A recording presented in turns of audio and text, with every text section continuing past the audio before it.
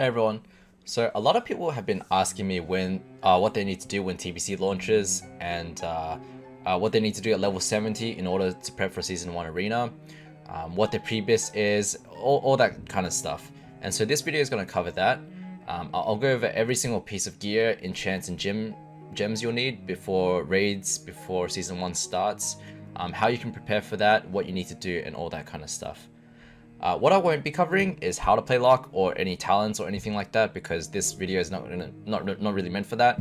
I plan to release a TBC Warlock guide, how to play, talents, all that kind of stuff before Season 1 starts. I promise, before Season 1 starts.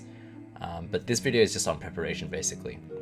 So a lot of this information actually came with help from Jingus, and he's actually one of the top rated locks on private servers. He played in the Asmongold tournament.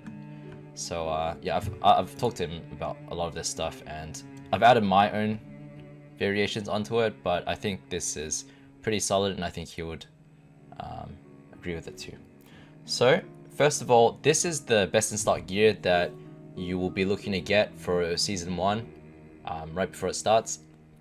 A lot of it is really easy to get.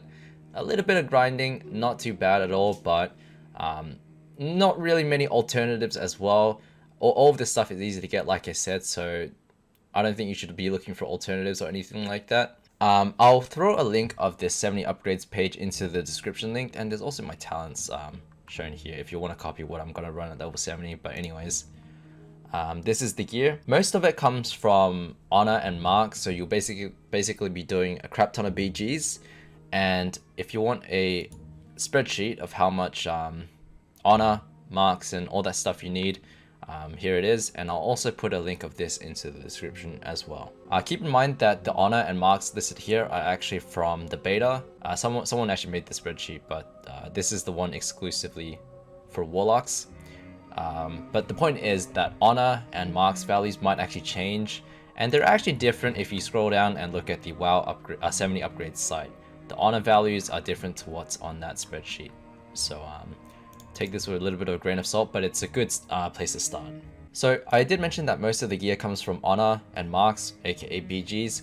There are a few pieces that don't, and these are the braces and belt from tailoring, the weapon, the offhand, the trinket, the wand, and lastly the ring. So as I mentioned, the braces and belt are a tailoring set, which is really good actually because there's 3 gem slots and it gives you 20 resilience as a set bonus. The weapon is from reputation, exalted reputation, with either Thrallmar or honored hold.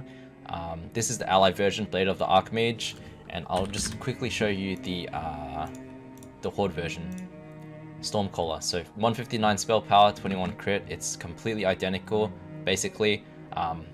It's just faction based, but this requires exalted with Thrallmar or honored hold, so a lot of dungeons you have to farm.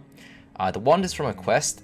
The reason why I use this green wand is, or I'm going to use this green wand, is because it's from a quest, so it's really easy to get, and the other 2 alternatives come from dungeons, Alcatraz and Shadow Labs. It's just easy to get. There's a gem slot in it, so it's pretty decent, and yeah, it's good. The offhand is from Badges of Justice, and same with the trinket.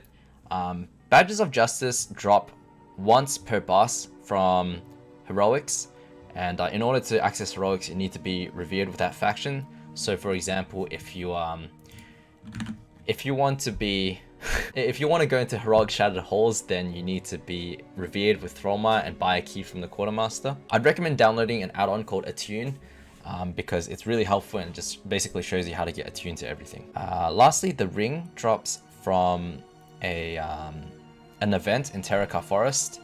I can't remember exactly how it works because it's been 15 years, but basically there's like these spirit towers, and if your faction captures them, then when you go into a dungeon and you kill a boss, you get this thing called a spirit shard. And let me just show you that. These spirit shards, when you collect 50, then you can visit a vendor and buy this ring for 50 spirit shards. I think once you capture the towers, it lasts for about 4 or 6 hours, a really long time, so you have a decent amount of time to grind this out. Not very hard to get, just a bit tedious because it's reliant on your faction. A little thing to add on to the wand, if you get this one or any of the 2 other options, the Alcatraz wand, let me just show you that as well. The Alcatraz wand here from the second boss. If you get this, that's fine too, or if you get the Shadow Labs wand from the second guy, that's also fine too. I just like this one because it has a socket which synergizes with JC, and it's so easy to get from a quest yeah, I'm gonna go for this one instead. So that covers all the gear, and I want to go over the enchants and gems. And before I go into that, speaking of enchants and gems, enchanting and jewel crafting is actually the best two professions for warlocks in PvP. Tailoring is one that gets brought up quite often because it's really good in PvE. Unfortunately, it has literally zero value in PvP. It's useless. If you PvE, then obviously go tailoring. But if you PvP only, then it's enchanting JC. If you do a mix of both, then go enchanting tailoring, because JC is honestly pretty bad. But what enchanting does is it gives you 12 spell damage on these rings. And if you don't have enchanting, it's +4 stats, which is basically useless. And jewel crafting gives you 5 spell power and 6 stamina. But that gets reduced to 2 spell power and I think like 0 stamina when phase 3 hits with Hydro and Black Temple, because epic gems get released, but more on that a bit later. Jewel crafting really sucks, by the way. 5 spell power is nothing, 2 spell power is even less. So whether you want to spend like 1,000 or 2,000 gold to level your jewel crafting is up to you, but there is some combat benefit to it, so I picked it. So firstly, enchants. First thing is the Glyph of Power, and where this comes from is revered with the Shatar reputation, which is the Architraz, Botanica, Mechana dungeons in Netherstorm. So basically you just got to go farm those dungeons until you hit revered, do some quests. Not very hard at all. The shoulder enchant comes from Aldor. You have a choice between Aldor or Scryers, and if we just compare that real quick, so Aldor gives you 18 spell power and 10 crit. Scryers gives you 15 spell crit and 12 spell damage.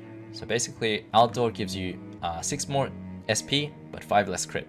Thing is though, your dots can't actually crit in TBC, so crit is useless. I mean, Searing Pain, Immolate, Application, Shadow Bolt can crit, but most of your damage comes from dots, and so Aldor is better objectively. How you get that to Exalted is either pay to win through the auction house and spend gold, or you can grind it out yourself by killing mobs and handing in stuff, which takes a really long time, so I'd recommend just spending the gold. We already talked about the enchants. These are enchanter only enchants for rings, and how you get that is getting honored with Keepers of Time, which means grinding out Old Hillsbrid or Black Morris. Very easy to get honored, and the rest of the enchants are basically you just go to an auction house, buy the mats, and pay an enchanter to do it. Or you, as an enchanter yourself, you could go learn the recipes, but I'm way too lazy for that, so I'm just gonna, like this one, these are all from going to the auction house and paying an enchanter to do it. Before I go into the gems, there is something I wanted to mention in regards to your stats. This is actually bugged. It's not, this template has 3% hit, more than 3% hit. 2 things you want to know about being a caster in TBC. There is a spell hit cap of 3%. If you have under 3% hit, your spells have a higher chance to miss. Or rather, have a chance to miss. There's always a 1% miss or resist chance in the game that you can never get rid of, but if you don't have 3%, you're going to have your spells missing a lot more frequently. So you want at least 3% hit, which this setup here does have. It's just bugged on the tooltip. And there's also something called Spell Penetration, which counteracts resistance. If you've been watching any PvP streams, you probably noticed that spells can resist. Okay, go. Let's go. Resist! Resist again! He has to die in chip shot or we lose. I understand. Resist! And that can happen pretty often. Resist, Garo! Especially against priests. And the reason for that is they have a buff that increases shadow resistance of themselves and their teammates by 70.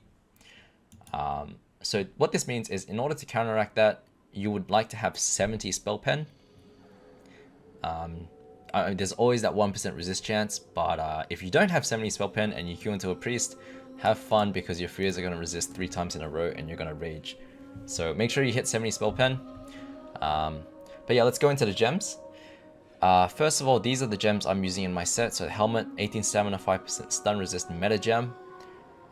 Really, really good because rogues are pretty hard to deal with, and if you resist the kidney shot, for example, it's super game winning. This gem in here is 12 spell damage. What that comes from is I think it's like 7k honor from the PvP vendor. So basically just go into some BGs and get that. it's pretty easy to get.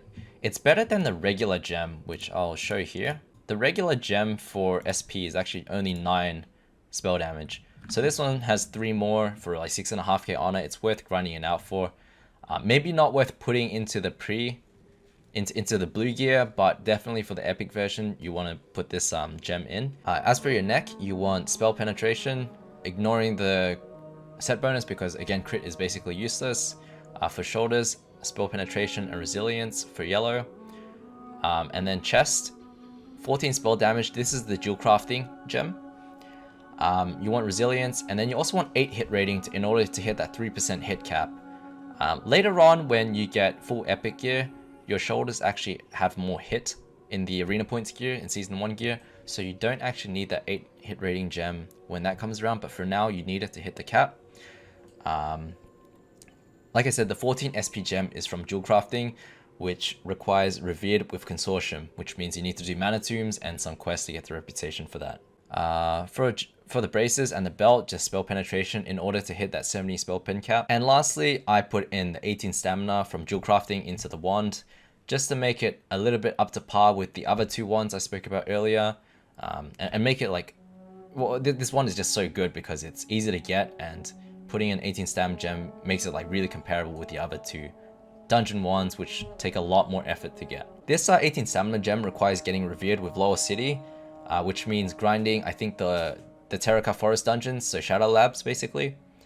And all the other gems like the hit, the resilience, spell pen, and gems like that, you can just buy it straight off the auction house.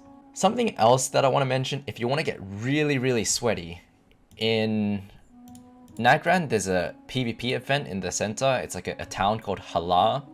I can't remember how it works, but I think when you get an honorable kill, you get a battle token.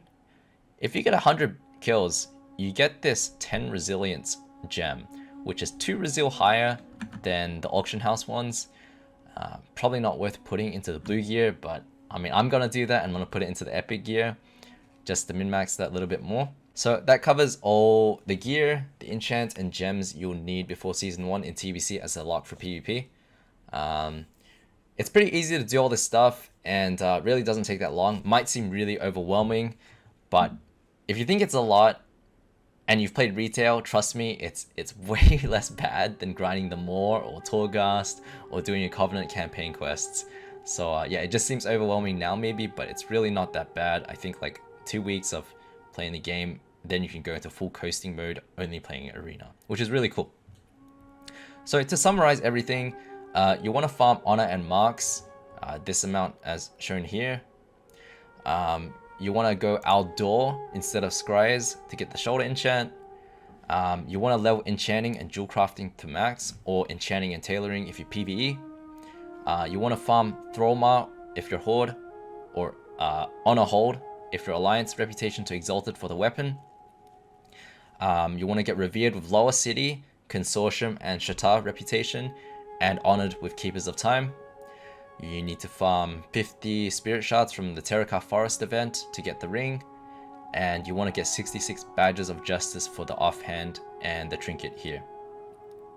Lastly, if you want to get sweaty and get that 10 resil gem, you can farm 100 Halar battle tokens, but it's pretty unnecessary and I probably wouldn't do it.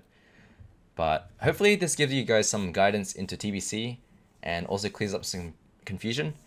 As always, if you have any questions, feel free to leave them in the comments below or pop into my Twitch stream and just ask me there if you're confused about anything.